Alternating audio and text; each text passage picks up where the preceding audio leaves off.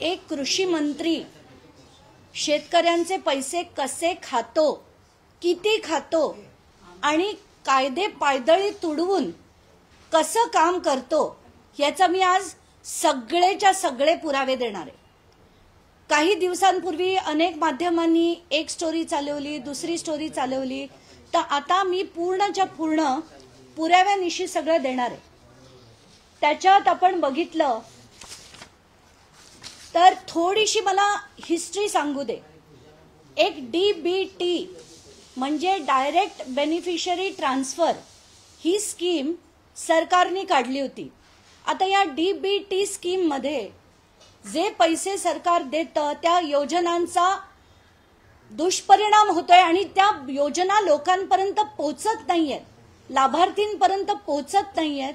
त्याच्यात खूप मोठ्या प्रमाणावर भ्रष्टाचार होतो, म्हणून 2016 साली सरकारचे डायरेक्शन झाले।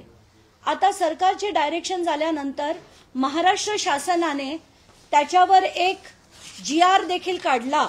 त्या जीआरची तारीख, आता मी जे बोलतेय प्रत्येक गोष्ट डॉक्युमेंट्स सकट बोलतेय, ते सगळे डॉक्युमेंट्स मी गुगल ड्राईव्हवर अपलोड केले। प्रत्येक चॅनलला आम्ही ते गुगल ड्राईव्ह सकट डॉक्युमेंट्स, माझा डिटेल्ड जे मी म्हटलंय त्याच्यातला प्रत्येक ऍस्पेक्ट मी त्याच्यात टाकलेला आहे। तो प्रत्येक माध्यमांनी बघून मग त्याच्यावर नंतर त्यांची स्टोरी करावी।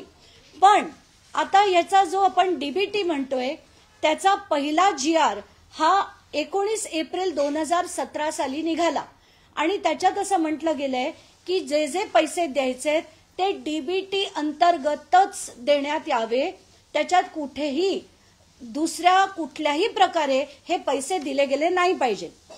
आता त्याच्यात असं झालं होतं की महाबीज आहे, MAIDC आहे, KVK आहेत, अशा अनेक गोष्टी ते डीबीटी थ्रू देत नाहीत, कारण हे सरकार स्वतः बनवतंय। म्हणजे महाबीज जे बनवतंय, MAIDC जी खतं बनवतंय, पेस्टिसाइड्स बनवतायत, कीटकनाशक ज्याला आपण म्हणतो, ही जी गोष्ट, या गोष्टी ज्या आहेत त्या फक्त याच्या खाली येत नाहीत, म्हणजे डीबीटी खाली येत नाहीत। त्याच्यानंतरचा तो जो जीआर आहे तो 12 सप्टेंबरचा होता। त्यानंतर 12 एप्रिल 2018 रोजी, आणि हा जीआर अतिशय महत्वाचा आहे। या जीआर मध्ये असं म्हटलं गेलं होतं की मुख्यमंत्र्यांना ही जी 62 लिस्ट आहे, 62 आयटमची लिस्ट आहे जे डीबीटी खाली येणार आहेत, ते 62 याच्यात आयटम मध्ये ऍड करण्याचा, म्हणजे त्याच्यात ऍड करण्याची जी आपण ज्याला म्हणतो मान्यता या जीआर थ्रू मुख्यमंत्र्यांना देण्यात आली। म्हणजे मुख्यमंत्री त्यात वगळू शकत नाहीत, पण त्यांना अधिक जर 62च्या ऐवजी 63 करायचे असतील तो अधिकार मुख्यमंत्र्यांना आहे, असा हा जीआर आहे। आणि हा अत्यंत महत्वाचा जीआर आहे, ते पुढे मी सांगेन का ते। त्याच्यानंतर त्यांनी असं ठरवलं, पण मग वगळण्याचा अधिकार कोणाला असावा, तर ती एक समिती बनली होती। त्या समितीत महाराष्ट्र सरकारचे मुख्य सचिव, अतिरिक्त मुख्य सचिव वित्त, अतिरिक्त मुख्य सचिव नियोजन, अशा काही 7-8 जणांना त्यांनी या समिती बनवली। म्हणजे जर डीबीटी बनणं वगळायचं असेल तर जोपर्यंत या समितीचं त्याला होत नाही, त्यांचा होकार येत नाही, तोपर्यंत कुठचीही गोष्ट डीबीटीच्या बाहेर जाणार नाही। आता काय झालं, 2022 मध्ये असं सांगण्यात आलं की बाबा विक्रमी प्रोडक्शन आहे आपल्या इथे, कापसाचं, सोयाबीनचं, ऑइल सीड्सचं विक्रमी प्रोडक्शन आहे, आणि ते विक्रमी प्रोडक्शन आणि वाढवण्यासाठी आपण काहीतरी उपक्रम राबावा म्हणून 1000 कोटीचं प्रोव्हिजनिंग करण्यात आलं, 1000 कोटी। आता त्याच्यात काय झालं की लगेच पैसे दिसले की सगळ्यांना हाव सुटते, तसंच काहीसं आपल्याला आता बघायला मिळतंय।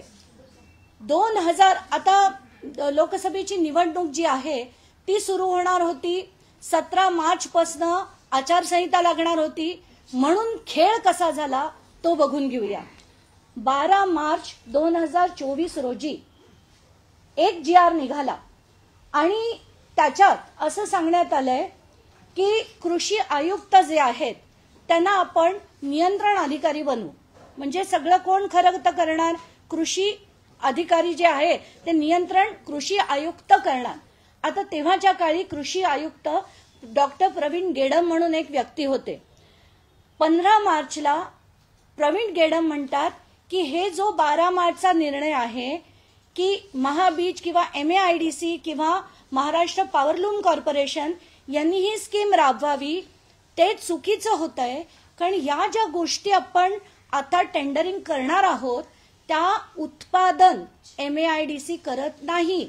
MAIDC जर उत्पादन करत नाही तर या DBT खालीच गेल्या पाहिजेत असं स्पष्ट मत त्यांनी मांडलं. किती तारखेला? 15 मार्चला.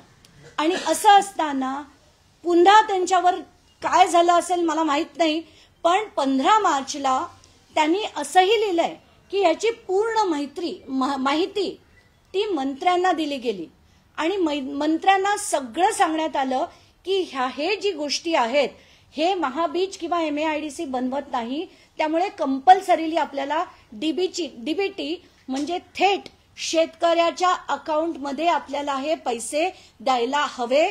त्याची वस्तू घेऊन आपण शेतकऱ्याला देऊ शकत नाही असा याचा सरळ अर्थ होता. याच्यानंतर पुन्हा काय होतं की धनंजय मुंडे तरीही सांगून तिथल्या डायरेक्टरना सांगतात आणि एक डेप्युटी सेक्रेटरी पत्र लिहून सांगतात की तसं करायला नको. पुन्हा आयुक्त त्यांना सांगतात की नाही आपल्याला याच्यावर एक वेगळ्या प्रकारचा GR काढावा लागेल. डेप्युटी सेक्रेटरी पुन्हा त्यांना लिहितात की आज GR काढण्याची गरज नाही. मुख्यमंत्र्यांनी यांना परवानगी दिली. म्हणजे काय झालं बघा, सुरुवात होते 12 तारखेला, 15ला ऑब्जेक्शन येते, पण 16ला मुख्यमंत्री ज्यांच्याकडे खरं जे मी म्हटलं अथॉरिटीच नाहीये ते मुख्यमंत्री त्याला परवानगी देतात. आता त्यांना ह्या सगळ्या गोष्टी माहिती नसतील. रात्रीच्या रात्री धनंजय मुंडे गेले अजित पवारांकडे, त्याच्यावर अजित पवारांची सही, नंतर ते गेले मुख्यमंत्र्यांकडे, अजित पवारांनी जर सही केली असेल म्हणून मुख्यमंत्र्यांनी पण सही केली आणि ते देऊन टाकण्यात आले. तेव्हाचे मुख्यमंत्री शिंदे होते आणि त्याच्यानंतर ही स्कीम राबवण्यात आली. आता ती आहे काय हे समजून घेऊया आपण. 5 गोष्टी होत्या त्याच्यात आहे nano urea, nano DAP, battery sprayer, metaldehyde आणि कापूस गोळा करण्यासाठीच्या बॅगा. आता भ्रष्टाचार आपण म्हणतो, पण हा किती पट झालाय याचा आता तुम्हाला याच्यावरनं दिसेल. जरा ते ऑनलाईन करूया आपण. या सगळ्याचे दर जे आहेत ते मी ऑनलाईन आता तुम्हाला दाखवते. सध्याचे दर आहेत. आणि कसं झालं, नॅनो युरिया आणि नॅनो DAP या इफ्को नावाच्या कंपनीचे आहेत. हो,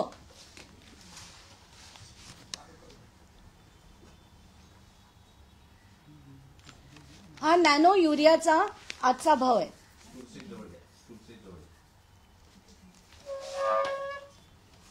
हा जर तुम्ही बघितलात